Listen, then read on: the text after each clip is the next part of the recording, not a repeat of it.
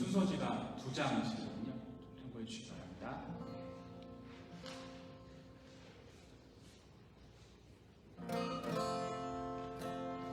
사도신경 하심으로 오늘 예배 가운데 들어가도록 하겠습니다.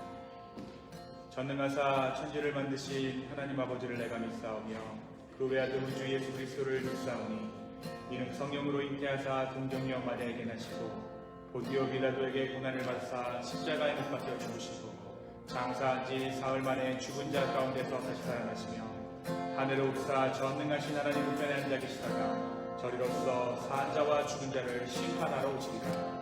성령을 믿사오며 거룩한 공예와 성도가 서로 교통하는 것과 죄를 사하여 주시는 것과 몸이 다시 사는 것과 영원히 사는 것을 믿사옵나이다. 아멘. 이 시간 함께 우리 예배 들어가기 전에 기도하며 주 앞에 나가겠습니다. 기도할 때 성령 하나님 오늘 이 자리에 임재하여 주십시오. 오늘 우리의 마음을 열어 주 앞에 드립니다. 성령 하나님 이 자리 가운데 함께하여 주시고 이 예배가 온전히 주 앞에 드리는 예배 되게 해달라고 간절한 마음으로 함께 기도하며 주 앞에 나가겠습니다. 함께 기도합시다. 하나님 감사합니다. 오늘 이 예배가 온전히 주께 드려지는 예배 되게 하여 주시옵소서. 주하여 주시옵소서. 간절히 감사합니다. 아버지 축복하여 주시고 예배 풀어 주시옵소서.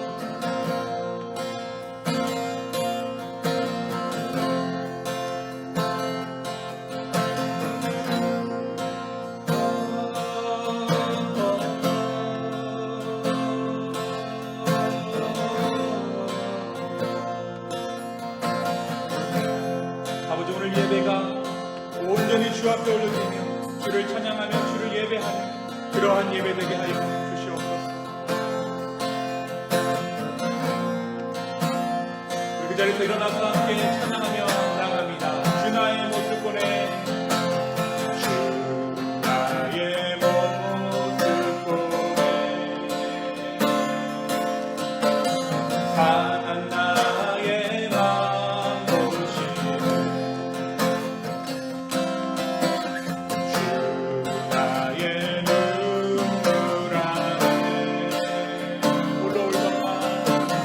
홀로 울던 맘 하시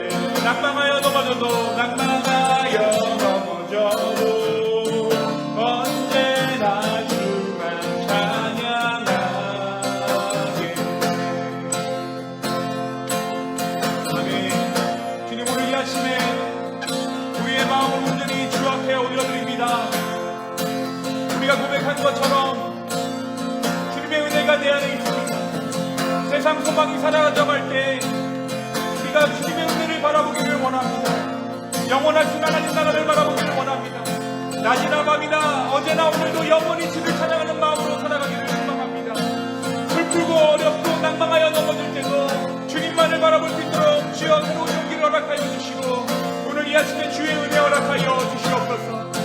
만왕에 없는 주께서 만왕에 내 주께서 왜 거쳐당했나.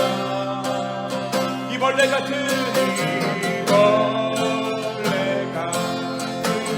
날 위해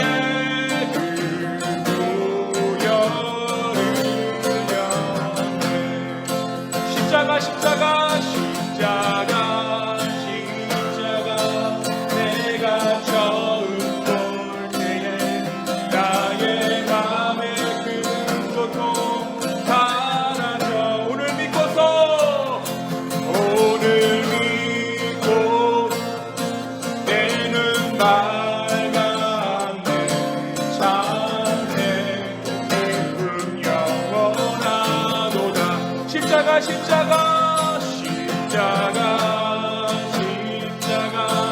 내가 처음 본 나의 마음의 그 고통 사라져.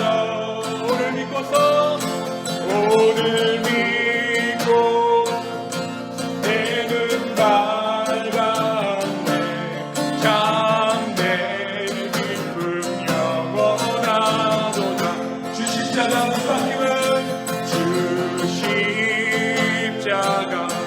못 박힘은 속죄함 아닌가. 그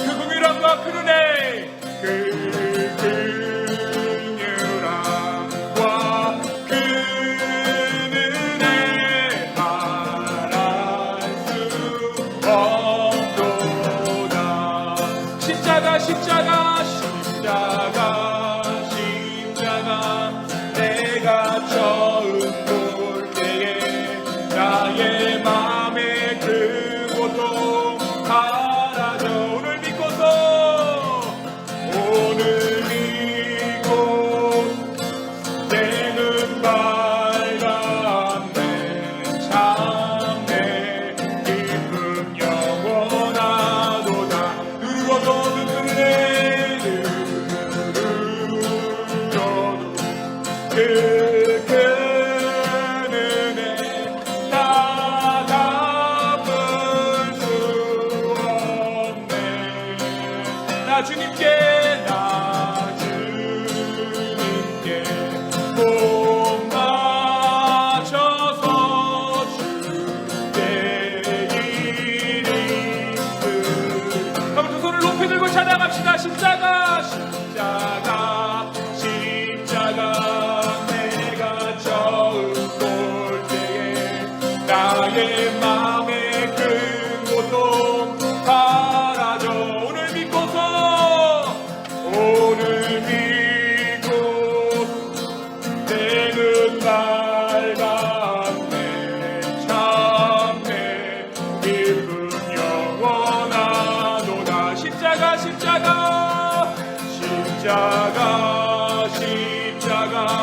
내가 처음 볼 때에 나의 맘의 그 고통 사라져.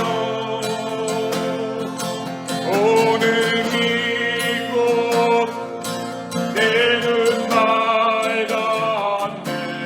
참내 기쁨 영원하도다. 오늘 믿고 내는 밝았네. 참내 기쁨 영원하도다. 오늘 믿고 내는 밝았네. 참내 기쁨 영원하도다. 자리에 앉으시겠습니다. 주님, 우리가 주님의 은혜에 목말라서 그 은혜의 사랑이 너무 감사해서 늘 울지만 그 눈물로 주님의 은혜를 갚을 수가 없습니다. 주님, 내가 이전에 믿은 주님을 향한 그 믿음이 아니라 오늘 내가 믿은 그 신앙으로 주 앞에 나아갈 때 내 안에 영원한 기쁨을 허락하여 주시옵소서. 우리 간절한 마음으로 주 앞에 우리의 마음을 드리며 우리의 상황을 드리며 우리의 삶을 주 앞에 올려드리는 시간 함께 기도하며 나아가겠습니다. 함께 기도하며 나아갑시다. 성령 하나님, 우리의 마음을 드립니다. 아버지 하나님께 주께 올리는 간절한 우리의 상황들을 아버지 앞에 올려드립니다. 주님, 오늘 믿고서 내 눈 빨간데, 오늘 믿고서 내 눈 빨간데 참 내 기쁨이 영원하다. 아버지 하나님, 그 고백이 우리의 고백 되기를 원합니다. 주의 성령이 하나님, 우리의 마음을 만져주시고 각자의 심령 가운데 각자의 상황 가운데 임하셔서 오늘 이 예배가 영원의 인된 예배 되게 하여 주시고 그 영원한 기쁨을 회복하는 예배 되게 하여 주시옵소서.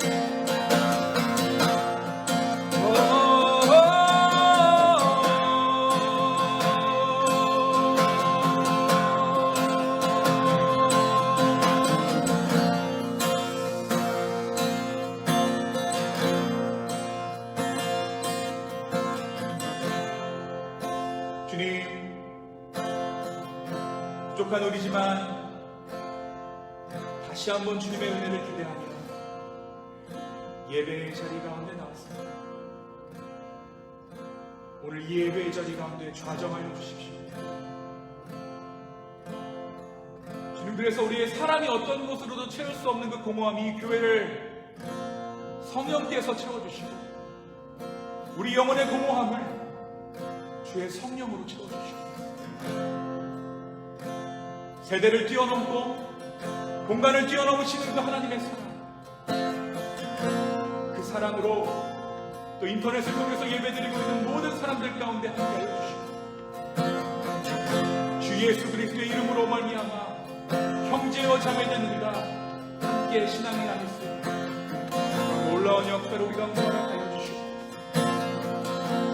주님, 우리 가운데 지친 자들 있습니까? 여러 가지 고민들로 힘든 자들 있습니까? 주님, 우리가 헤아릴 수 없는 그 모든 기도 제목들을 주님께서 헤아려 주시고 주님께서 그 마음들을 위로하여 주시옵소서. 주님, 오늘 그 주님을 우리가 기대합니다.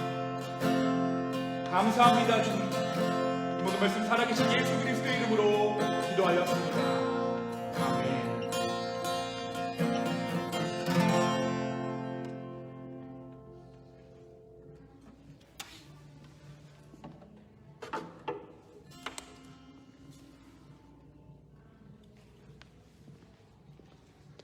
네, 하나님의 말씀 보도록 하겠습니다. 오늘 본문 말씀은 로마서 16장 16절에서 20절의 말씀입니다. 우리 한 절씩 교독하시고 마지막 절은 함께 읽겠습니다. 제가 먼저 16절 말씀을 읽겠습니다. 너희가 거룩하게 입맞춤으로 서로 문안하라. 그리스도의 모든 교회가 다 너희에게 문안하느니라. 형제들아, 내가 너희를 권하노니 너희가 배운 것을 분쟁을 일으키거나 치게 하는 자들을 제자고 그들에게서 떠나라. 이 같은 자들은 우리 주 그리스도를 섬기지 아니하고 다만 자기들의 대만을 섬기느니 교활한 말과 장만한 말로 순진한 자들의 마음을 미혹하느니라. 너희의 순종하니 모든 사람에게 들리는지라. 그러므로 내가 너희에게 명하노니 기뻐하니 너희가 선한 데에 치르고 악한 데에 열하리라. 우리 함께 읽습니다. 평강의 하나님께서 속히 사탄을 너희 발 아래에서 성하게 하시리라.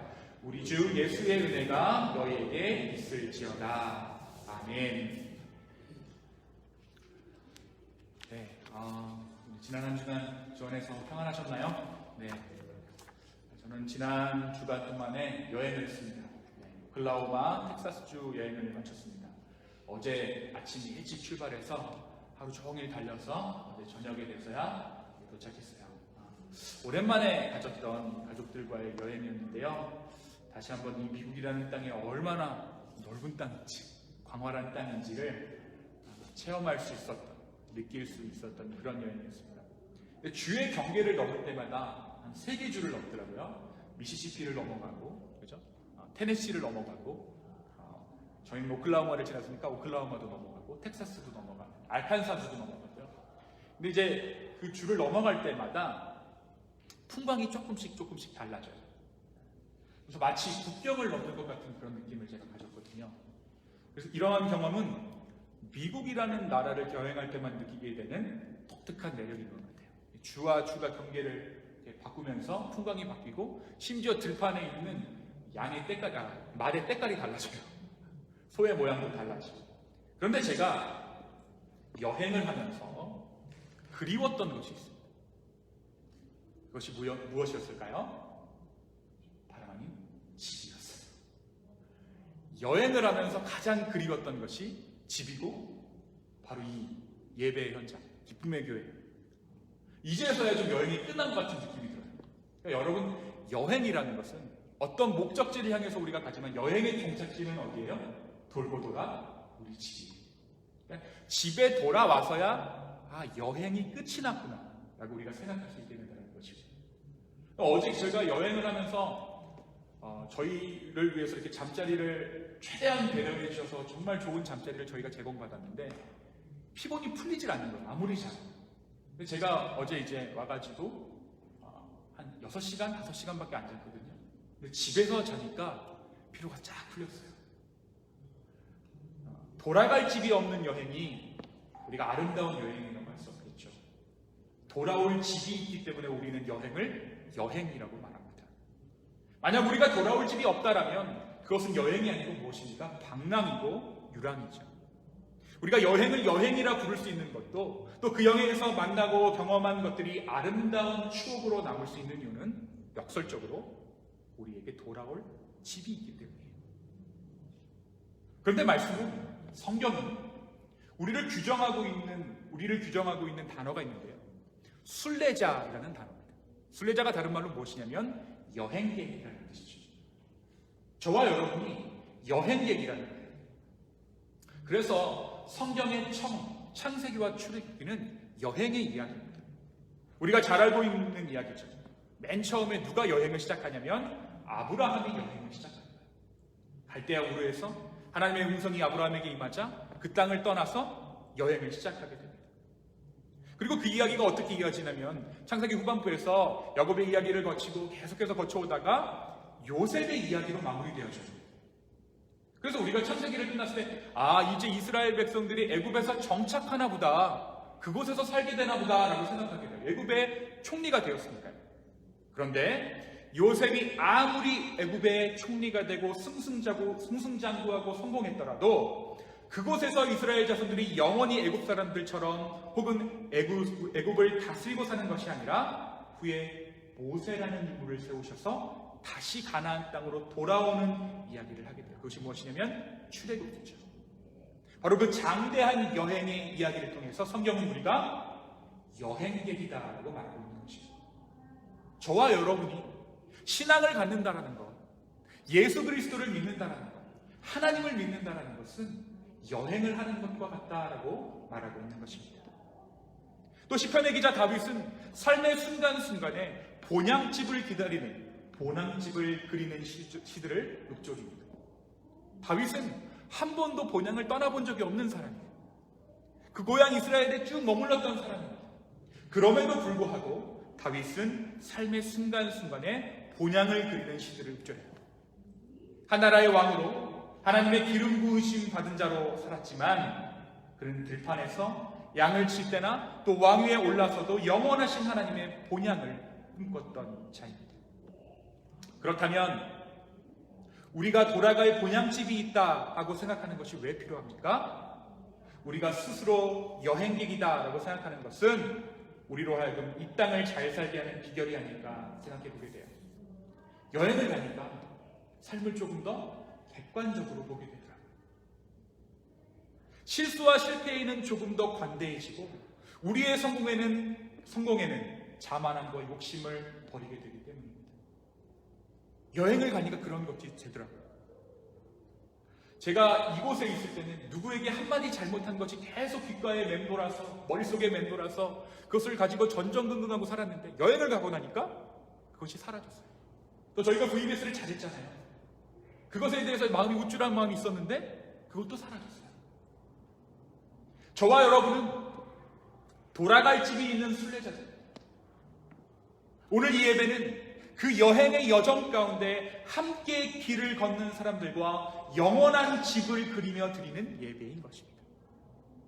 혹여 우리의 삶이 오랜 여행 가운데 지쳐있다면, 그래서 만약 이 집이 이곳이 나의 집처럼 여겨진다면, 혹은 이 세상의 일들에 너무 집중한 나머지 돌아갈 집을 생각하시지 못하고 있다면, 우리에게 돌아갈 집이 있다는 것을 상기시켜주는 그러한 예배 되기를 예수님의 이름으로 축원합니다. 우리 다 여행하고 있어요. 언제 하나님께서 부르시면 그냥 다시 본국으로 소환될지 모르는 사람들이에요. 오늘 저와 여러분이 나누고 있는 이 로마서 역시 바울이 로마 교회로 보내는 본향의 메시지입니다. 오늘 메시지 그리고 다음 주의 메시지를 통해서 우리는 로마서 말씀을 마무리하게 될 것이에요. 여러분, 이 로마 사람들이 몸담고 있는 로마라는 세상의 환경은 마치 그 땅이 세상의 끝인 것처럼 보이게 할 만한 것들이었어요. 마치 이 세상의 삶이 전부인 것처럼 보이기에 정말 알맞은 삶을 살고 있었던 것이 바로 이 로마 사람들이었어요. 말이 무슨 말입니까? 로마 사회에서 성공하면 모든 것을 옮겨줄 수 있었다는 거예요. 반대로 로마 사회에서 실패하면 모든 것을 나락으로 잃어버리는 그러한 삶을 살았던 것이 바로 이 로마 교회의 사람들의 삶이었다는 것이죠. 그들이 몸담고 있는 로마라는 세상의 환경은 너무나도 화려하고 모든 것이 완벽하게 갖추어진 곳이지만 결코 영원한 그들의 나라가 될 수 없다라고 바울이 이야기하고 있는 것입니다. 그래서 함부로 모든 것을 자신의 기준으로 박제하거나 못 박아버리는 행위를 멈추라고 바울은 로마서를 통해서 이야기하고 있는 것이죠.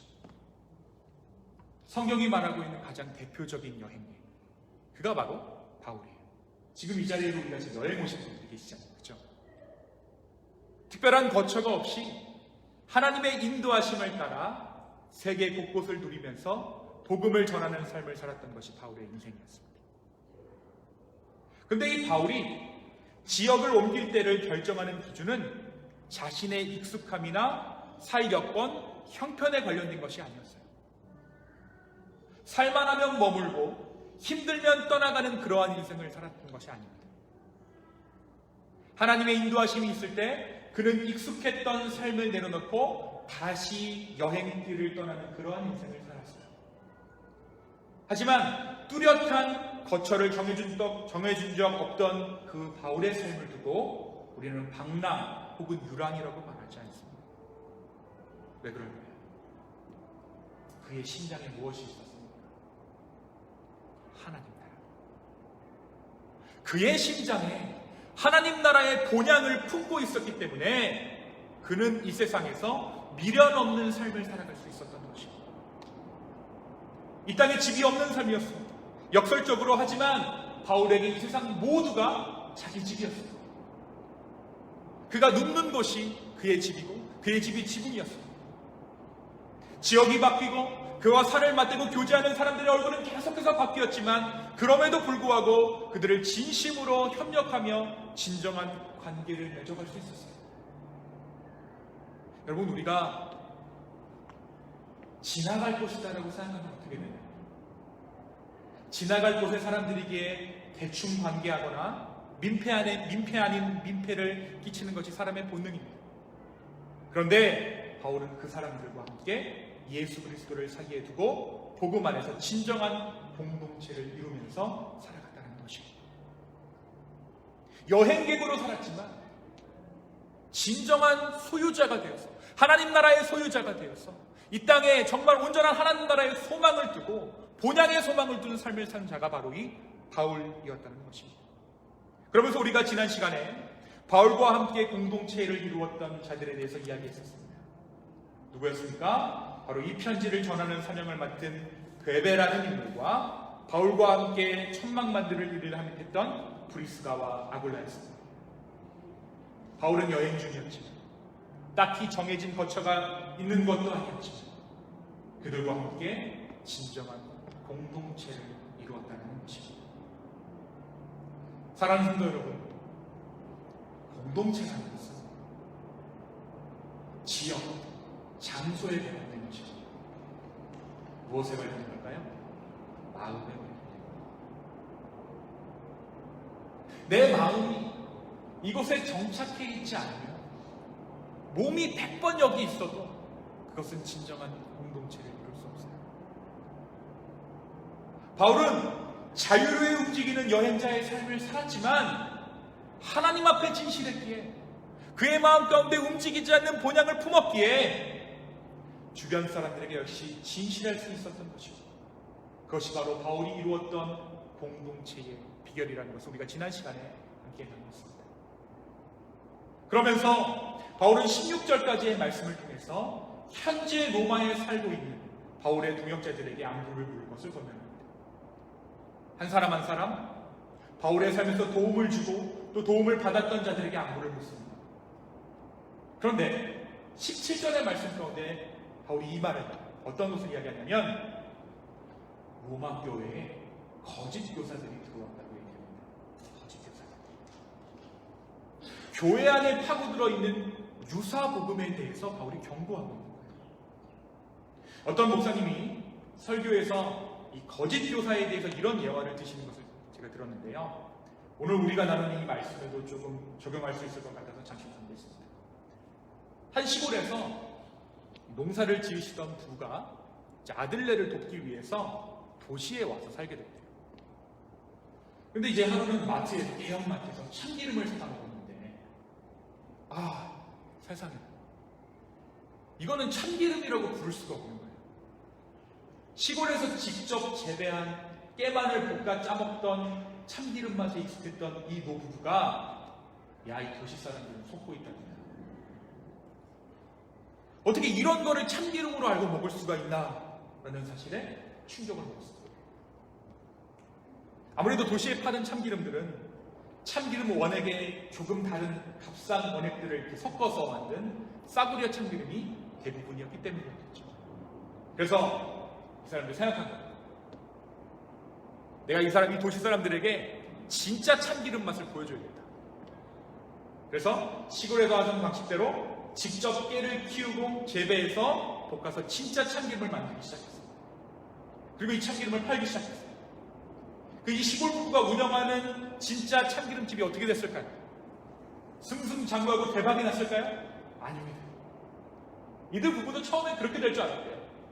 그런데 어찌된 일인지 이 참기름 가게가 몇 달이 되지 않아서 문을 닫고 말았어요. 망해버렸어요. 왜 이런 일이 일어났을까요? 그렇습니다. 도시에 진짜 참기름 맛을 아는 사람이 아무도 없었던 거예요. 여러분, 바울의 시대에 이러한 거짓 교사들이 교회 안에 침투해 있었다는 거예요. 겉으로 보기에는 비슷해 보이지만 말로는 복음을 말하고 예수 그리스도의 십자가를 말하고 있지만 말하는 단어들은 십자가, 교회 이런 것들을 말하지만 왜인지 그들이 가는 곳에 점점 분열이 일어나고 결국에는 자신의 배를 불리는 데 목적이 있는 거짓 교사들이 로마 교회에 은밀히 들어와 있었다는 것입니다. 이들의 특징은 분열하는 것에 있습니다. 나뉘는 것에 있습니다. 여러분, 성령의 열매를 우리가 2차 지난 시간 몇 번 얘기했죠. 성령의 열매는 연합입니다. 모이는 것. 삼위일체 하나님이 한 몸이듯이 모이는 것이 바로 하나님의 사람들의 특징이에요. 복음의 특징입니다. 그런데 이 거짓 교사들이 머무는 곳에는 분열과 반목이 계속되는 거예요. 이들이 어떻게 사람들을 갈라놨을까요? 이들은 예수 믿는 것의 기준들에 대해서 새로운 기준들을 제시했어요. 예수 믿어? 그래, 그럼 적어도 이렇게 해야 돼. 예수를 믿는다는 것은 이런 거야 라고 이야기하기 시작합니다. 예수를 진짜 따르는 것은 이런 것이다. 그런데 우리 교회의 저쪽 그룹에는 이러한 신앙의 모습이 없다 라며 이간질했을까요? 아니면 돌려서 우리는 이것을 하고 있어, 이것이 정말 예수 그리스도를 따르는 길이야, 예수 그리스도의 십자가의 보혈의 능력을, 그 가치를 훼손하지 않는 것은 이렇게 사는 거야, 이것이 진짜 신앙생활이야 라고 그들의 귀를 솔깃하게 하는 것입니다. 언뜻 들으면 복음인 것 같아요. 언뜻 들으면 예수 그리스도의 제자가 되는 것 같아요. 그런데 그것은 거짓 복음이었습니다. 여러분, 우리의 심리 가운데 어떤 심리가 있냐면, 예나 지금이나 사람들은 한 그룹에 속하는 것을 좋아해요. 그래서 한인회가 있고 어디를 가나 호남이 향후에는 있습니다. 한 그룹에 속하는 것을 좋아해요.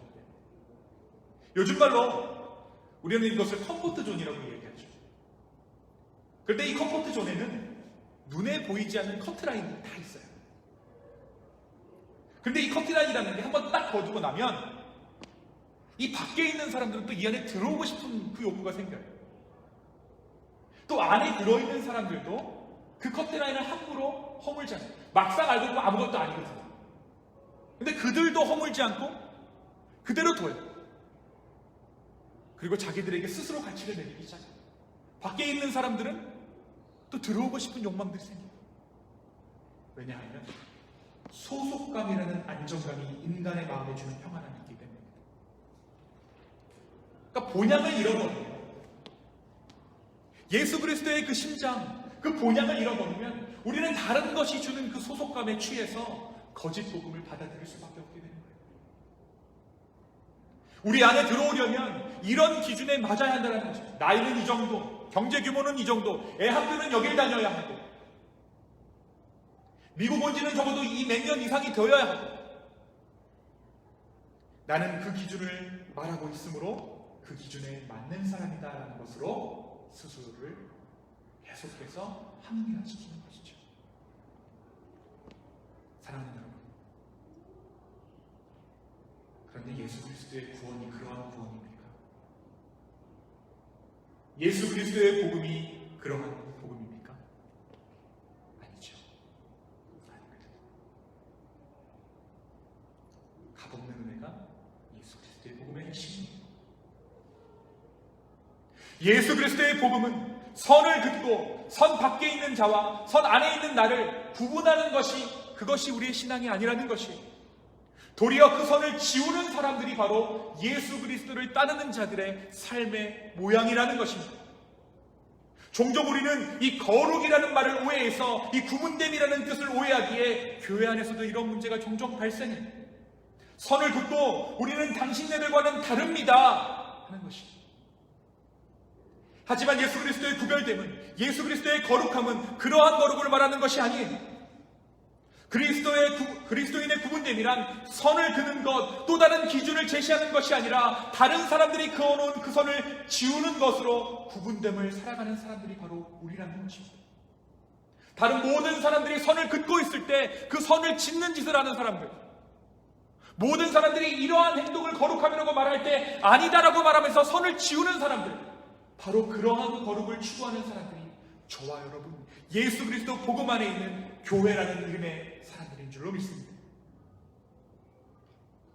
모든 사람들이 선을 긋고 있을 때 그들과는 구분되게 선을 지우는 사람들, 그 사람들이 바로 거룩한 사람들, 세상과는 구분된 사람들이라는 것입니다. 그것이 바로 주님께서 우리를 부르신 이유입니다. 그러나 로마 교회에 침투해 있던 거짓 교사들은 이 소속감이 주는 안정과 평안을 교묘하게 무기 삼아서 교회를 점점 분열시키고 있었어요. 이들의 자체를 이야기하고 있는 본문이 17절과 18절입니다. 우리 한번 함께 읽어볼까요? 17절과 18절입니다. 함께 읽겠습니다. 시작. 형제들아, 내가 너희를 권하노니 너희가 배운 교훈을 거슬러 분쟁을 일으키거나 거치게 하는 자들을 살피고 그들에게서 떠나라. 이 같은 자들은 우리 주 그리스도를 섬기지 아니하고 다만 자기들의 배만 섬기나니 교활한 말과 아첨하는 말로 순진한 자들의 마음을 미혹하더라. 듣기에는 좋은 거예요. 듣기에는 좋은 거예요. 근데 우리의 마음이 가장 순진해져 있을 순간이 언제예요? 예수님 만났을 때잖아요. 내 마음이 조금 노곤노곤해질 때, 주님이 너무 좋을 때, 우리가 순진해져 있을 때, 이 거짓 교사들이 그 틈을 놓치지 않고 들어와서 편단을 일어나는 것입니다. 이들의 전하는 복음은 말 그대로 유사복음이었던 것이죠. 이제 막 하나님을 만나고 예수를 믿어서 제대로 한번 살아보려는 자들에게, 그래 제대로 살려면 이렇게 해야 돼 라는 말로 자기 사람들을 만드는 거예요. 그러나 진짜 소속감, 하나님의 본향에 소속된 사람들은 그러한 거짓된 소속감에 속지 않는 사람들입니다. 오히려 어떤 그룹에 들어가지 못해 안달하고 나를 받아주지 않는 그들에 대해 보복감에 휩싸여 있는 것이 아니라, 그래서 나를 중심으로 한 그룹을 또 만들어내는 사람들이 아니라는 것이오. 장차 우리가 돌아갈 본향을 보며 진정한 거룩을 추구하는 사람들이 바로 본향의 마음을 두고 본향을 심장에 품은 저와 여러분의 인생이라는 것입니다. 그런데 문제가 있었어요. 문제는 교회 안에 진짜 참기름을 만들어 파는 사람들이 없었다는 것이죠. 이들을 분별할 만한 기준이 없었다는 거예요. 아무도 진짜 복음을 접한 적이 없기 때문에 로마 교회는 거짓 교사들의 취약한 공동체일 수밖에 없었습니다. 그래서 바울이 이 로마서의 편지를 쓴 거예요. 이것이 복음이다. 거짓 교사들의 취약한 공동체. 유대 땅에 있을 때는 제대로 믿었다가도 로마에 돌아와서 시간이 지나면서, 세대를 지나면서 교회는 조금씩 세속화되어 가고 있었고, 세대를 거치면서 어떠한 것이 예수 그리스도의 복음인가에 대해 구분하지 못하는 일들이 늘어가자 바울이 편지를 써서 이것이 복음이다 라고 말한 것이 이 로마서였던 것입니다. 그래서 17절에 말하는 너희가 배운 교훈이란 로마서를 통해 바울이 전한 복음의 교훈입니다. 그 교훈은 교회를 연합하게 하는 교훈이에요. 예수 그리스도의 복음의 교훈은 모든 입술로 죄인이라 고백하게 하시고 그 모든 죄인을 값없이 구원하신 예수 그리스도의 십자가의 교훈, 차별 없는 교훈이에요. 사랑하는 성도 여러분, 우리가 계속해서 로마서의 말씀을 통해 나누었듯이 복음은 모이게 하고 연합하게 하는 능력이 있습니다. 선을 긋는 것으로 거룩을 말하는 것이 아니라 선을 지우는 것으로 거룩을 말하는 자들입니다. 그러나 계속해서 분열하고 반목하게 하는 거짓 교사들로부터 바울은 로마 교회의 성도들에게 이들을 속히 떠나라고 말하고 있습니다. 근데 여러분, 이 싸움이 쉬운 싸움인가요? 이 싸움이 정말 힘들고 고된 싸움. 세상에 아무도 그렇게 살아가지 않기 때문에 바울은 교회 안에서도 그렇게 살아가는 사람들이 드물다라는 것을 알고 있었어요. 그래서 바울이 그 외롭고 힘든 싸움을 싸우고 있는 로마의 교회의 지체들에게 다음과 같이 격려합니다. 그 격려가 무엇입니까? 20절에 평강의 하나님께서 속히 사탄을 너희 발 아래에서 상하게 하시리라. 하나님, 다른 하나님이 아니라 평강의 하나님, 샬롬의 하나님이 사탄을 너희 발 아래에 상하게 하시리라. 어떻게? 속히. 여기서 말하는 속히란 예수님께서 속히 오시는 그 속히이기도 하지만 내가 주님을 바라볼 때 내 마음 가운데 속히 예수님께서 일하시다라는 뜻이에요. 내가 주님을 바라볼 때 내 마음이 흐트러졌던 나의 마음이, 전쟁터와 같던 나의 마음이 평강의 하나님이 주시는 그 평강으로 말미암아 다시 한번 평안을 찾게 될 것이다라는 것입니다. 어떻게? 속히. 재빠르게. 언제 다시 이걸 회복하나? 이게 아니라 내가 주님을 다시 바라보는 그 순간 우리의 마음이 다시 평강을 찾게 된다는 것입니다. 로마 교회가 싸우고 있는, 특별히 오늘 말씀을 접하고 있는 저와 여러분이 속한 이 교회 공동체가 싸우고 있는 이 거짓 복음과의 싸움의 실체가 나의 싸움이 아니라 평강의 하나님과 사탄의 싸움이라는 것이죠. 내가 싸우는 것이 아니라 평강의 하나님의 싸움이라는 것입니다. 이 전쟁 누가 이겼습니까? 우리 예수님이 이겼어요. 십자가에서 예수님께서 승리하셨습니다. 두 번 물을 필요도 없이 사탄의 머리를 십자가에서 깨부신 우리 주 예수 그리스도 평강의 하나님이십니다. 이 평강의 하나님은 샬롬이라는 뜻이죠. 근데 이 샬롬의 하나님이 구약의 예표로 등장한 적이 있어요. 그 인물이 바로 살렘 왕 멜기세덱입니다. 살렘, 샬롬이라는 뜻이죠. 샬롬, 평강의 왕 멜기세덱. 그가 평강의 왕이신 하나님을 예표하는 거예요. 그 멜기세덱의 반차를 따라 이 땅에 오신 분이 누구십니까? 예수님입니다. 히브리서 7장 11절. 제가 옆에 이렇게 참고해서 말씀드렸죠.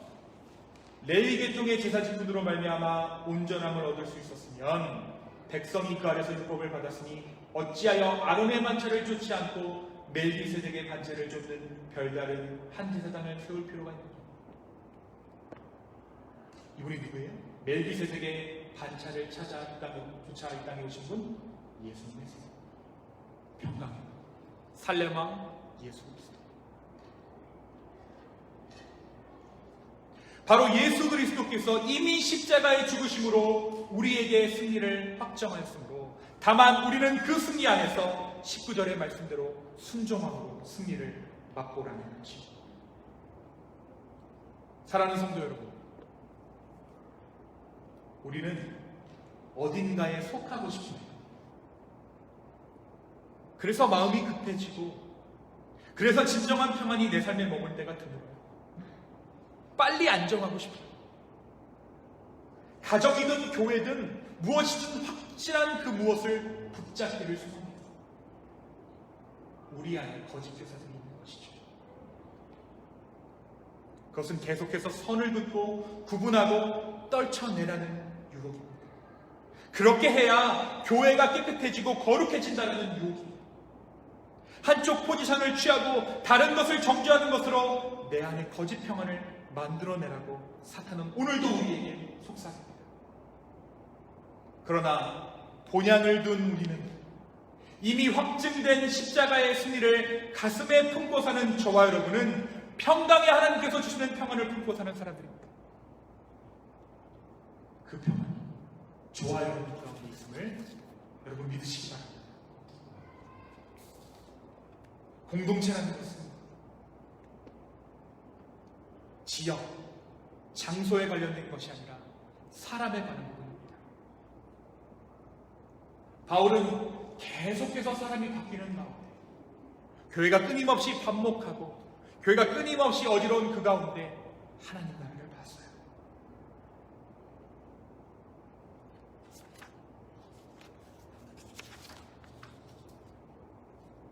얽히고 설키고 이방인들이 먹는 음식을 먹어가면서 그들의 공동체에 들어가서 복음을 살아냈습니다. 스스로 거룩한 자로 구분한 것이 아니라 거룩하게 구분해 주시는 하나님의 은혜를 경험한 것입니다. 여러분 오늘 로마서 16장의 말씀을 보십시오. 어느 하나 안정된 것이 없어요. 바울이 부르는 이름들은 대형교회의 요람한의 이름들처럼 확실한 내성도들이 아니에요. 여행 가다가 만난 그냥 지나가는 인연과도 같은 그런 지나가는 사람들이었어요. 또 로마 교회는 거짓 교사들로 출렁이는 것처럼 보입니다. 그러나 이 안에 무엇이 있습니까? 흔들리지 않는 하나님 나라, 흔들리지 않는 하나님의 사랑이 있습니다. 우리의 삶 역시 마찬가지죠. 세대가 지날수록 많은 것이 흔들리는 것처럼 보입니다. 가치관도 흔들리고 세상도 출렁입니다. 그러나 이 전쟁은 나에게 속하지 않은 것임을 인정할 때 우리는 내 스스로 나를 구분하는 것이 아니라 우리를 구분시켜 주시는 진정한 거룩한 성도의 길로 들어서게 될 것입니다.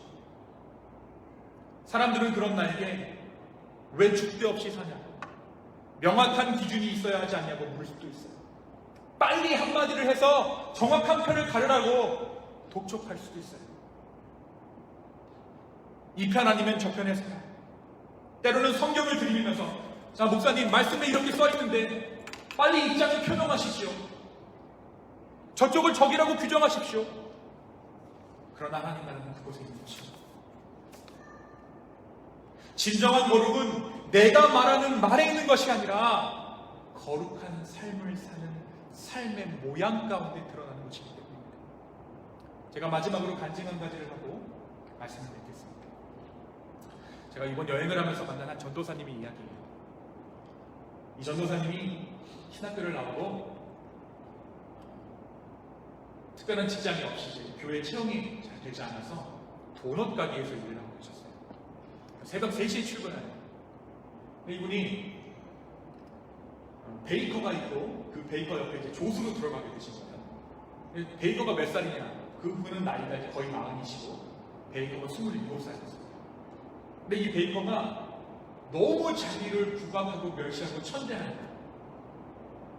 빵맛이 없으면 주인한테 이 서버가 어시스턴트가 잘못해서 그렇게. 근데 하루는 사람들이 직원들이 다 모여있는 상태에서 너무나도 자기가 정말 서로를 좀 가혹하게 자기를 막 뭐라고 하더래요. 집에 와가지고 너무나도 서럽더라고요. 내가 진짜 나이 마음 먹고 미국에 와서 이 서름을 내가 겪고 있어야 되나? 내가 지금 새벽 백바람부터 나가가지고 새파랗게 어리게 뒤치다거리나 하고 있어야 돼. 뭐하고 사나? 그런데 그렇게 막 눈물이 왈칵 쏟아지는 그 상황에서 카톡이 띠릭 탁탁하고 봤더니 어떤 내용이 자기와 같이 일하는 서버 캐시어하시는 이모님이 장문의 카톡을 보냈는데 사실 우리 형부가 목사다. 내가 우리 형부 하는 걸 보고 교회를 떠났다는 거야. 교회가 교회답지 않더라. 하나님이 어디에도 계신 것 같지 않더라. 예수님 믿어도 내 삶에는 고난뿐이더라. 또 예수님 잘 믿는다고 사람들 보면 믿을 만하지 않더라. 그런데 내가 오늘 전도사님이 그 베이커 앞에서 참아내는 걸 보고 다시 한번 교회를 나가보려고 합니다. 그 말이 써있더라고요. 여러분, 이 전도사님은 저처럼 일주일에 한 번 설교할 기회가 주어져 있지 않은 분이세요. 저는 복받고 축복받아서 여러분에게 예수 그리스도를 마음껏 전할 수 있지만 그분은 그렇게 하고 싶어도 못하는 분이세요. 그런데 그분의 그 참는 것, 그 삶의 행동 하나가 제가 이 긴 시간 설교하는 것보다 훨씬 큰 하나님의 나라를 전하는 것이죠. 사랑하는 기쁨의 성도, 하나님의 나라는 말에 있는 것이 아닙니다. 하나님의 나라는 삶에 있는 겁니다. 아무리 말을 확실하게 해도 삶을 객차반으로 살면 우리는 하나님 나라를 사는 것입니다. 말 안 하고 있더라도 내가 삶으로 하나님 나라를 살면 그것이 거룩한 삶입니다. 우리는 본향을 향해 가는 여인입니다. 순례자들입니다. 오늘 하루 나와 그 여행을 함께하는 인생의 동반자들을 바라보면서 우리를 위해 싸우시는 그 하나님으로 인한 진정한 승리의 평강이 저와 여러분의 가득하기를 예수 그리스도의 이름으로 축원합니다. 이 시간 함께 기도하시겠습니다.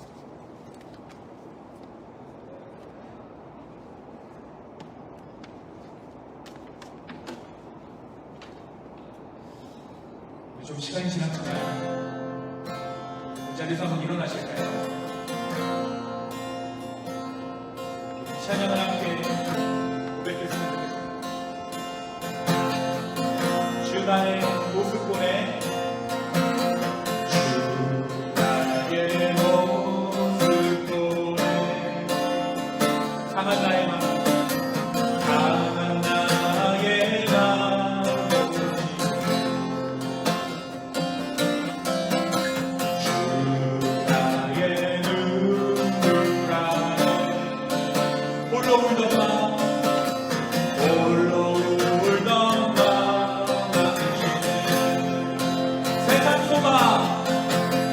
세상 소망 다 사라져가 주의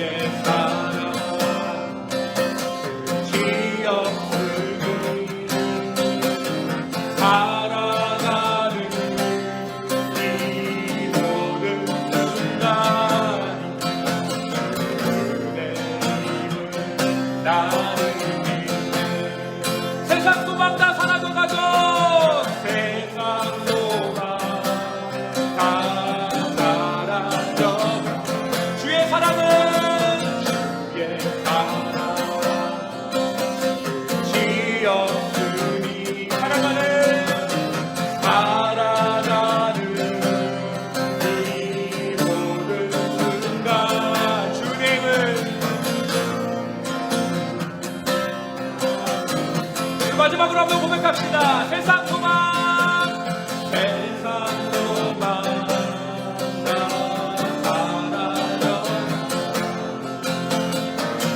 주의 사랑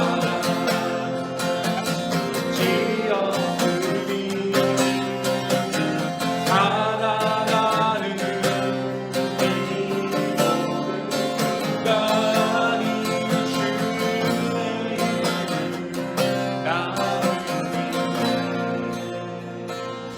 주님 이 시간 우리의 마음을 받아주시고 혹시 우리의 마음 가운데 거짓 복음들이 들어와 있다면 주님 그 거짓 복음에 마음들을 자유해 주시고 진정한 복음으로 말미암아 우리 다 자유롭게 해달라는 우리 간절한 마음으로 우리의 삶을 드리며 아버지 앞에 기도하며 나아가겠습니다. 주님 기도합니다. 하나님의 거짓 복음으로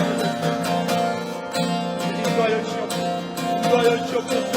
인도하여 주시옵소서. 함께하여 주시옵소서. 성령 하나님 함께하여 주시옵소서. 인도하여 주시옵소서. 인도하여 주시고 평안하여 주시옵소서. 주님 우리의 마음을 아버지 앞에 올려드립니다. 주의 힘을 내가 믿습니다. 주의 힘을 내가 믿습니다. 아버지 하나님 역사하여 주시옵소서. 세상 소망 다 사라져가도 주의 사랑은 끝이 없습니다. 주님 나의 모든 소망을 주 앞에 주님 나의 인생을 받아주시고 하나님께서 허락하시는 진정한 소망과 평안이 우리의 마음에 있게 하여 주시고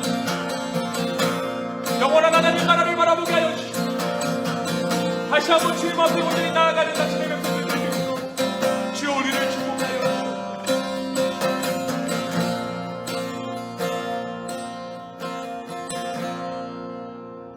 주님 내 영혼이 확정되었사오니 믿음의 눈을 들어 주를 바라봅니다 라는 고백이 우리의 고백되게 하여 주십시오. 우리의 말에 관한 것이 아니라 우리의 삶의 모양에 관한 것입니다. 하나님의 나라는 이곳에 있다 저곳에 있다 하는 것이 아니라 바로 주님의 인재가 있는 것이 하나님의 나라임을 깨닫게 하여 주시니 감사합니다. 주님 다시 한번 주님을 바라봅니다.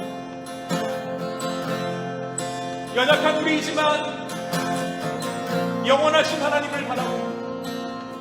주여 우리 가운데 새 힘 허락하여 주시옵소서. 감사합니다.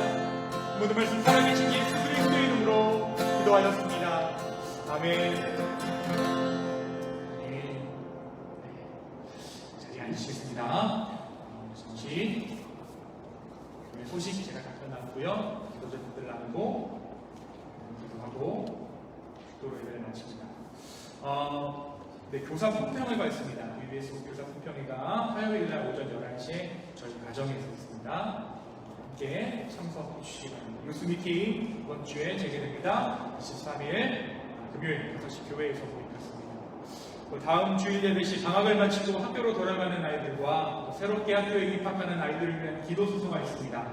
아이들이 함께 예배 순서에 참석할 수 있도록 지도를 부탁드립니다. 네, 우리 다음 주가요 우리 이병삼 형제님 가정 2주 하는 가정 가운데 계신데요. 기도로 계속해서 후원해 주시기 바랍니다. 많은 분들이 기도해 주셔서 휴가 잘 마치고 돌아왔습니다. 네, 함께 기도해 주셔서 감사합니다. 오늘 방문객이 계신데요. 우리 잠시 일어나시면 우리 박수로 한번 환영할까요? 네, 우리 한번 환영하도록 하겠습니다. 차 타는 거에서 예배를 위해서 방문해 주셨습니다. 감사합니다. 네, 오늘 예배 처음 나오셨는데요. 한번 잠깐 일어나 주시면 우리 박수로 한번 또 환영하도록 하겠습니다. 네. 우리 아이들이 VBS 참석했다가 이번 주에 잠시 예배 함께 드리러 오셨습니다. 우리 기도 제목 한번 나눠 주시겠어요? 우리 지영자님 가정부터 기도 제목.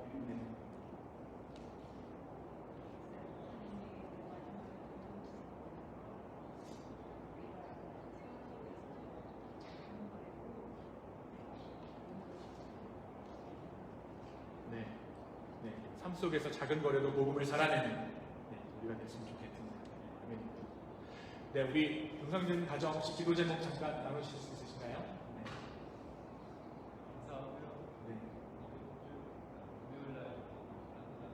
네. 네. 네.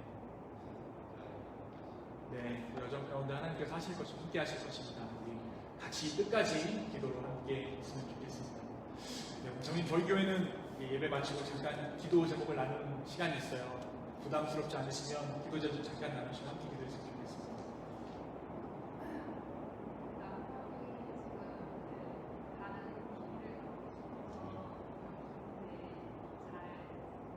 네, 남편분께서 다른 길을 가고 싶어서 모색 중이신데 하나님께서 함께 하시고 지혜 주시기를 같이 간구해 주셨으면 좋겠습니다. 네, 혹시 선생님 성함 제가 알아도 될까요? 김지수. 지수. 네, 네. 김지수 자매님 가정 위해서 함께 기도해 주십시오. 네, 우리 민혁 형제님. 네.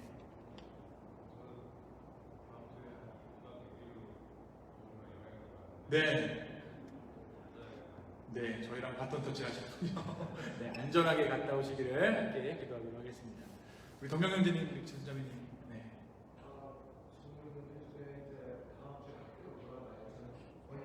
네.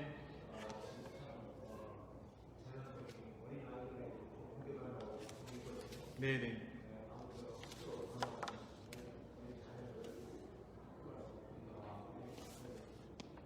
네. 네. 네. 그 발은 괜찮은가요, 손녀딸이? 많이 나아졌어요. 네. 우리 그 문제 놓고 계속해서 아이들 또 코로나인데 이제 학교로 가기를 이제 온 캠퍼스로 결정하는 가정들이 많이 생기는 것 같아요. 안전을 위해서 함께 기도해 주시기 바랍니다. 우리 은희자매님 그리고 윤석현재님 가정 네, 기도 제목 말씀해 주시죠.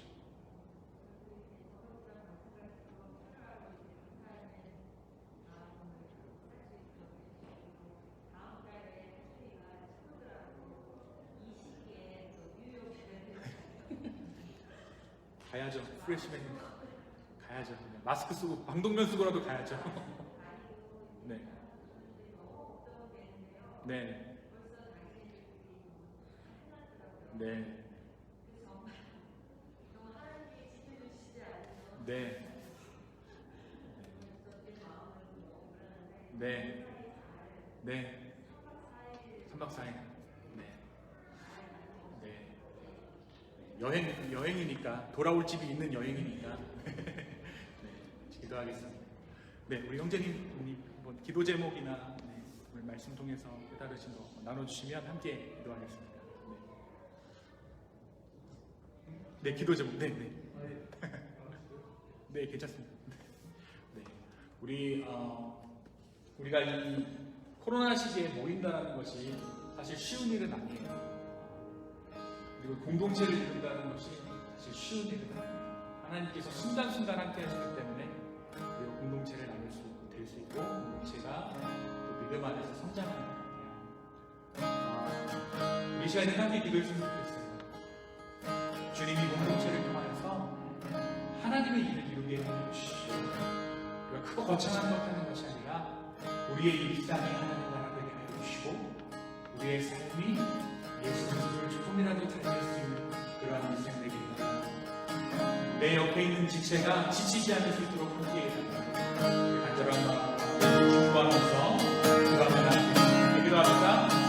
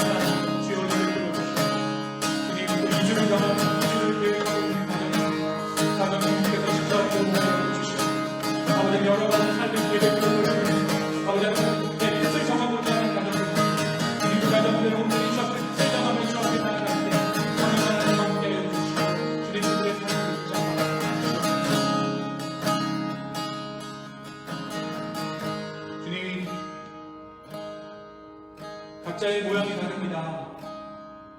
또 삶을 살아가고 있는 각자의 삶의 계절들도 다릅니다.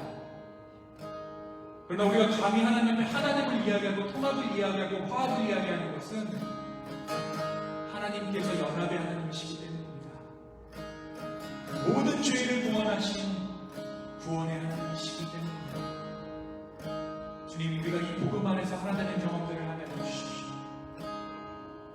주님이 주 앞에 드려진 이 예물 가운데 하게 하여 주시고 이 예물이 쓰이는 곳곳마다 하나님 영광 드러나게 하여 주시옵소서. 주님, 다시 한번 우리의 삶과 마음으로 주 앞에 올려드립니다. 특별히 우리 어린 생들들 주님께서 지켜주시고 우리 아이들이 자라나면 하나님과 사람들에게 사랑스러워져가는 그런 아이들 될 수 있도록 도와주십시오. 세상이 감당할 수 없는 지혜로 우리 아이들의 삶을 채워 주시옵소서. 이제는 우리 하나님의 사랑과 예수 그리스도의 은혜와 성령의 감화감동 교통하시는 지금 영원한 하나님 나라를 살기를 소망하는 우리 기쁨의 교회 성도님들, 그 영원한 하나님 나라를 세계 곳곳에 전하는 우리 선교사님들 머리 위에 이제로부터 영원까지 함께 하시기를 간절히 축원하옵나이다. 아멘.